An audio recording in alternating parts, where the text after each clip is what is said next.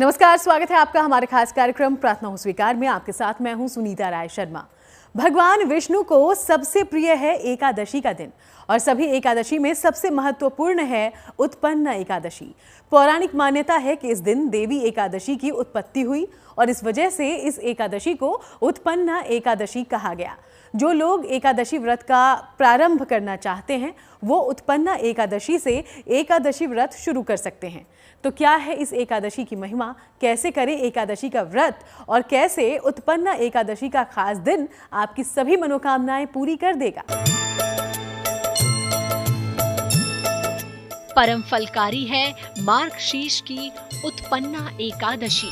श्रीमन्नारायण नारायण हरि हरि, श्रीमन्नारायण नारायण हरि हरि। पांचांग की तिथि में उत्पन्ना एकादशी का व्रत मार्गशीर्ष माह की कृष्ण पक्ष की एकादशी को रखा जाता है। मान्यता है कि उत्पन्ना एकादशी का व्रत रखने से मनुष्यों के पिछले जन्म के पाप भी नष्ट हो जाते हैं।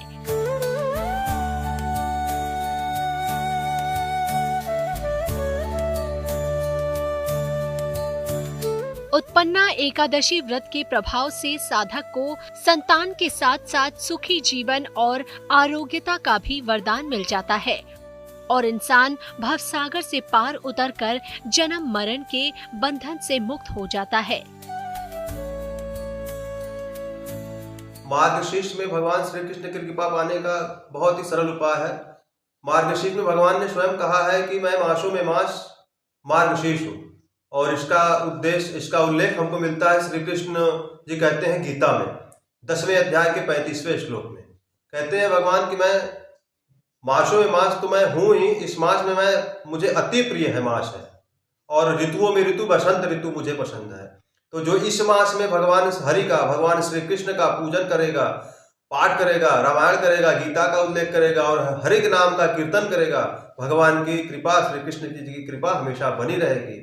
यही उनकी महिमा है। इस मास की भी महिमा है। साल भर में कुल 24 एकादशी के व्रत पड़ते हैं।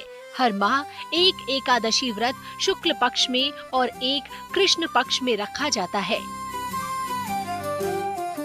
आमतौर पर जब किसी को एकादशी व्रत रखना होता है तो वो किसी भी शुक्ल पक्ष की एकादशी से इस व्रत की शुरुआत कर देते हैं, लेकिन वास्तव में एकादशी व्रत की शुरुआत उत्पन्ना एकादशी से करनी चाहिए।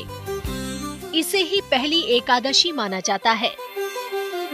साल में 24 एकादशी, एक मास में 2 एकादशी और इन 24 एकादशी में कहा गया है कि भगवान शालिग्राम के जो स्वरूप हैं वो 33 स्वरूप हैं, जिसमें से 24 स्वरूप जो है वो आता है भगवान विष्णु का। और शालिग्राम के जो पूजन करते हैं उसमें भी जो पत्थर के आकार में जो भी आकार होता है हम उस आकार में भगवान का पूजन करते हैं। हर एकादशी को वो रूप अलग अलग होता है। यही भगवान का स्वरूप है और यही भगवान का फल है। एकादशी का व्रत इतना महत्वपूर्ण क्यों है? व्रतों में सर्वाधिक महत्वपूर्ण व्रत एकादशी का होता है। एकादशी का नियमित व्रत रखने से मन की चंचलता समाप्त होती है, धन और आरोग्य की प्राप्ति होती है, हार्मोन की समस्या भी ठीक होती है तथा मनोरोग दूर होते हैं। उत्पन्ना एकादशी का व्रत आरोग्य, संतान प्राप्ति तथा मोक्ष के लिए किया जाने वाला व्रत है। कैसी भी मानसिक समस्या हो इस व्रत से दूर हो जाती है। ये मार्गशीर्ष कृष्ण पक्ष की एकादशी को रखा जाता है। मौसम तथा स्वास्थ्य की दृष्टि से इस माह में फल खाना अनुकूल होता है, इसलिए इस व्रत में फल को शामिल किया गया है। इस बार उत्पन्ना एकादशी 15 नवंबर को होगी। मार्गशीर्ष महीने में ही उन्होंने एक मूरासुर नामक राक्षस का वध किया था और उस राक्षस को मारने के लिए भगवान ने जो शक्ति उत्पन्न की थी उस शक्ति का नाम एकादशी था। और उस शक्ति वो बालक स्वरूपी कन्या थी जिन्होंने मूरासुर नामक का राक्षस का वध किया था और उसी दिन से एकादशी, उनका नाम एकादशी पड़ा और एकादशी की शुरुआत जो है वो मार्गशीर्ष मार्ग से ही हुई। इसीलिए इसे कहते हैं उत्पन्ना एकादशी। भगवान ने उत्पन्न किया था वो शक्ति मूरासुर को मारने के लिए। हाँ, तभी से ये एकादशी शुरू हुई है। हर मास के हर पक्ष में जो 10 दिन के बाद, जो दशमी के बाद एक चढ़ता है, उसे एकादशी कहते हैं। तो एकादशी की महिमा तब से शुरू हो गई है। तो चलिए अब आपको वो कथा भी सुनाते हैं जिससे जन्म हुआ था माँ एकादशी का। मान्यता है कि जिस भी साधक को एकादशी का व्रत रखना हो तो उत्पन्ना एकादशी के व्रत से इसका आरंभ किया जा सकता है। पौराणिक कथा है कि सतयुग में मुर नाम का एक बलशाली राक्षस था जिसने अपने पराक्रम से स्वर्ग को जीत लिया था, जिससे इंद्रदेव को अपना सिंहासन त्यागना पड़ा। कथा कहती है कि तब देवराज इंद्र कैलाश पर्वत पर भगवान शिव से मिलने गए। देवराज इंद्र की प्रार्थना सुनकर भगवान शिव ने उन्हें भगवान विष्णु के पास जाने की सलाह दी। इसके बाद सभी देवगण क्षीर सागर पहुँचे। उन्होंने भगवान विष्णु से राक्षस मुर से रक्षा करने की प्रार्थना की। कथा कहती है कि युद्ध के समय भगवान विष्णु को नींद आने लगी और वो विश्राम करने के लिए एक गुफा में जाकर सो गए। भगवान विष्णु को सोता देख राक्षस सुर उन पर आक्रमण करने लगा। तभी भगवान विष्णु के शरीर से एक कन्या उत्पन्न हुई। इसके बाद मुर और उस कन्या के बीच युद्ध हुआ। इस युद्ध में राक्षस मुर मारा गया। इसके बाद उन्होंने देवी से कहा कि हे देवी, आपका जन्म एकादशी के दिन हुआ है, इसलिए आप एकादशी देवी के नाम से जानी जाएंगी। जो लोग आपकी पूजा करेंगे उनके सारे पाप नष्ट हो जाएंगे। कहते हैं तब से ही एकादशी देवी की व्रत पूजा का प्रचलन शुरू हो गया। जिस दिन एकादशी माता की उत्पत्ति हुई उस एकादशी को उत्पन्ना एकादशी के नाम से जाना गया। तो आप भी पूरे मन पूरी श्रद्धा से श्री हरि की आराधना करें। मार्गशीर्ष के पावन महीने की ये परम पावन एकादशी आपकी हर मनोकामना पूरी करेगा। आगे हम आपको उत्पन्ना एकादशी की पूजन विधि और साथ ही मनोकामना पूर्ति के महा उपाय बताएंगे। तब तक आप कहीं मत जाइए और देखते रहिए प्रार्थना हो स्वीकार। अगर आप श्री हरि का आशीर्वाद या कृपा पाना चाहते हैं तो आपको इस दिन उनकी विशेष पूजा करनी चाहिए। ऐसा करने से सुख सौभाग्य में बढ़ोतरी होती है और जीवन के हर कष्ट से छुटकारा मिलता है। शास्त्रों में एकादशी तिथि के कुछ विशेष उपाय भी हैं जिनका पालन करने से भक्तों को खास लाभ मिलता है।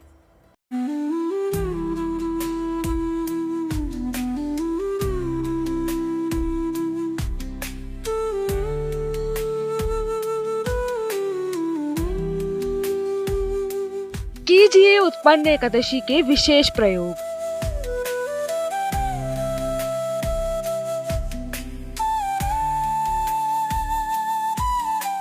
जीवन से दूर होंगे सारे रोग।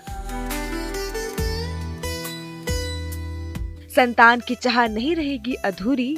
श्री हरि करेंगे हर मनोकामना पूरी।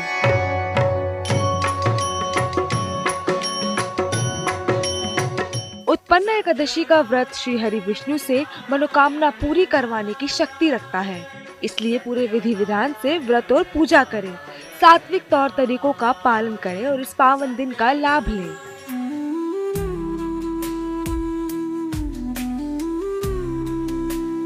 पूजन की सामग्री एकत्रित करके शालिग्राम भगवान के सामने, विष्णु भगवान के सामने, श्री हरि गोपाल जी के सामने बैठेंगे और उनको चंदन इत्यादि स्नान, दो पंचामृत से स्नान कराएंगे। पंचामृत स्नान कराने के बाद उनको शुद्ध जल से स्नान कराएंगे। शुद्ध जल स्नान कराने के बाद उनको मस्तक पर चंदन, तुलसी, धूप, दीप और जनेऊ पहनाना और भगवान विष्णु का सहस्रार्चन करना भी होता है। जिसको जो हो सके वही करे। भगवान विष्णु का मन में स्मरण करें या माला के द्वारा ओम नमो भगवते वासुदेवाय का पाठ करें या तो भगवान विष्णु का सहस्रार्चन करें। एकादशी के दिन ब्रह्म मुहूर्त में उठकर सबसे पहले व्रत का संकल्प लें। नित्य क्रियाओं से निपटने के बाद भगवान की पूजा करें, कथा सुने। पूरे दिन व्रती को बुरे कर्म करने वाले पापी दुष्ट व्यक्तियों की संगम से बचें। जाने अनजाने हुई गलतियों के लिए श्री हरि से क्षमा मांगे। द्वादशी के दिन किसी ब्राह्मण को भोजन कराएं। दान दक्षिणा देकर अपने व्रत का समापन और पारण करें। उत्पन्न एकादशी का व्रत करते हुए भी कई बातों का ध्यान रखना चाहिए। मन की शक्ति के साथ जब भक्ति का मेल हो जाता है तो भगवान भी भक्त की सुनने को मजबूर हो जाते हैं। तो एकादशी का व्रत निरंतर प्राणायाम इत्यादि करके उनको शालिग्राम को धूप दीप नैवेद्य गंगा जल से स्नान चंदन तुलसी पर मस्तक रख करके उस दिन उपासना करने का मतलब कि व्रत रखना चाहिए। व्रत रखने से कहा गया है कि हम एकादशी का व्रत रखते हैं तो भगवान श्री हरि विष्णु के समीप में जाते हैं। इस जन्म में दुख और सुख भोग करके वैकुंठ में भगवान से हमारा मिलन होता है। उत्पन्न एकादशी व्रत के नियम। ये व्रत दो तरह से रखा जाता है, निर्जला और फलाहारी या जलीय व्रत। निर्जल व्रत को स्वस्थ व्यक्ति को ही रखना चाहिए, अन्य लोगों को फलाहारी या जलीय व्रत रखना चाहिए। इस व्रत में दशमी को रात में भोजन नहीं करना चाहिए। एकादशी को सुबह श्री कृष्ण की पूजा की जाती है। इस व्रत में सिर्फ फलों का ही भोग लगाया जाता है। इस दिन केवल जल और फल का ही सेवन किया जाता है।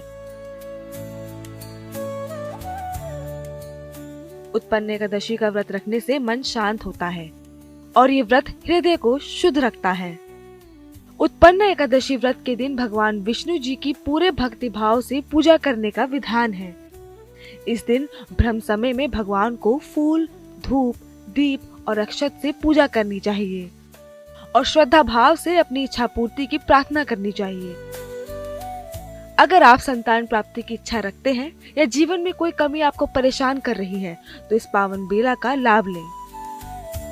भगवान विष्णु आपको हर वरदान देंगे, बस पूरे मन से करें प्रभु की भक्ति और कुछ उपाय। कहा गया है कि इस दिन भगवान का पाठ करें, सहस्त्र नाम का जप करें, दान इत्यादि करें, ब्राह्मणों को दान दें, अल्पाहार में फलाहार का ही सेवन करें और सात्विक भोजन करें। हर तरह से झूठ बोलने से, किसी को मारने से, किसी को पीटने से बचें और भगवान का ध्यान करें, जप करें, रात भर जागरण करके उनका ध्यान करें।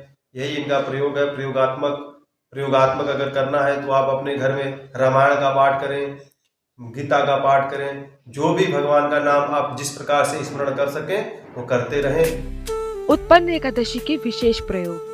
संतान की कामना है तो प्रातः काल पति पत्नी संयुक्त रूप से श्री कृष्ण की उपासना करें। उन्हें पीले फल, पीले फूल, तुलसी दल और पंचामृत अर्पित करें। इसके बाद संतान गोपाल मंत्र का जाप करें। मंत्र होगा ओम क्लीं देवकी सुत गोविंद वासुदेव जगतपते देहि में तनयम कृष्ण त्वामेहम शरणम गता। पति पत्नी एक साथ फल और पंचामृत ग्रहण करें।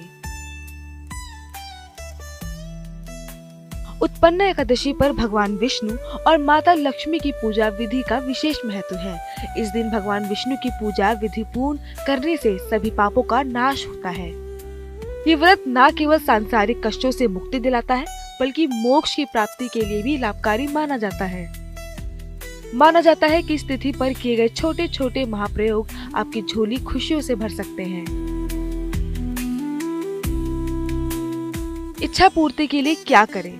उत्पन्न एकादशी पर सूर्योदय से पहले उठें, साफ हल्के पीले रंग के कपड़े पहने, 11 पीले जनेऊ और 11 ही केले लें। अब तुलसी की माला से पीले आसन पर बैठकर ओम नमो भगवते वासुदेवाय मंत्र का 3 या 5 बार माला जपें। जाप के बाद जनेऊ और केले भगवान कृष्ण के मंदिर में अर्पण करें। श्री कृष्ण को तुलसी दल और पंचामृत भी अर्पित करें। इसके बाद क्लीं कृष्ण क्लीं का जाप करें। भगवान से कामना पूर्ति की प्रार्थना करें।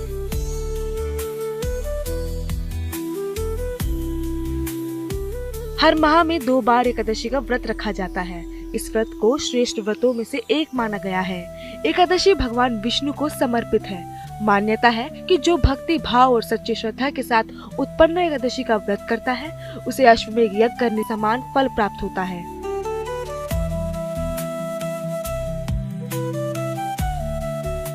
उत्पन्न एकादशी का व्रत रखने से व्यक्ति को आरोग्यता, संतान सुख की प्राप्ति, पापों से मुक्ति और भगवान विष्णु की विशेष कृपा हासिल होती है।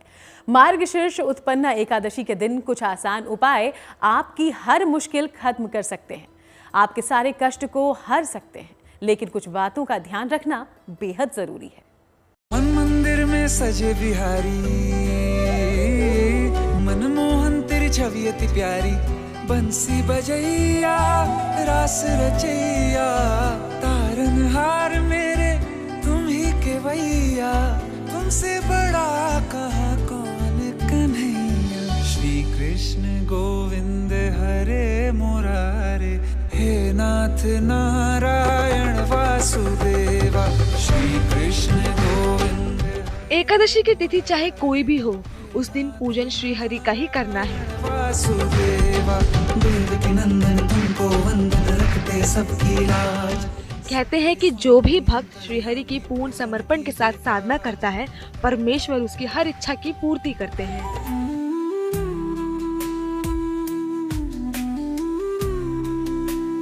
लोगों का मानना है कि उत्पन्न एकादशी की महिमा 1000 गायों का दान करने से भी अधिक है।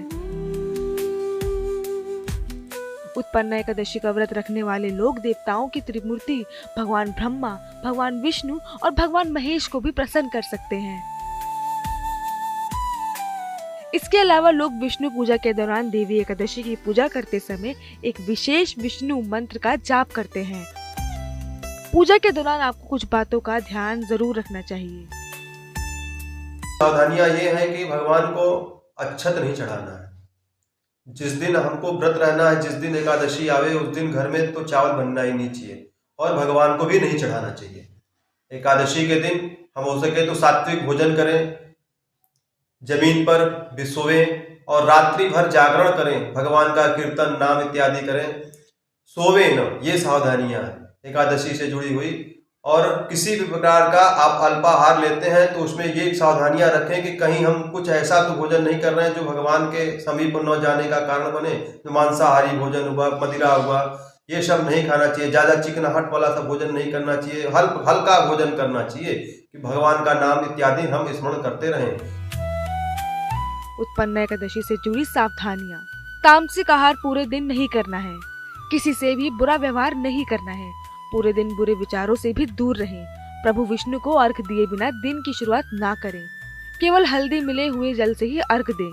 अर्घ के लिए रोली या दूध का इस्तेमाल ना करें। सेहत ठीक ना हो तो उपवास ना रखें। सेहत ठीक ना होने पर केवल बाकी नियमों का पालन करें। एकादशी तिथि भगवान विष्णु को अति प्रिय है। इस दिन भगवान विष्णु की शक्ति से देवी एकादशी ने जन्म लिया था और असुर का नाश किया था। इसलिए उत्पन्न एकादशी के दिन पूजन मंत्रों का जाप कर हर अधर्म का नाश किया जा सकता है। साथ ही उत्पन्न एकादशी का व्रत पूरे नियम, भक्ति भाव और विश्वास के साथ रखा जाता है। इस व्रत को रखने से धर्म और मोक्ष फलों की प्राप्ति होती है।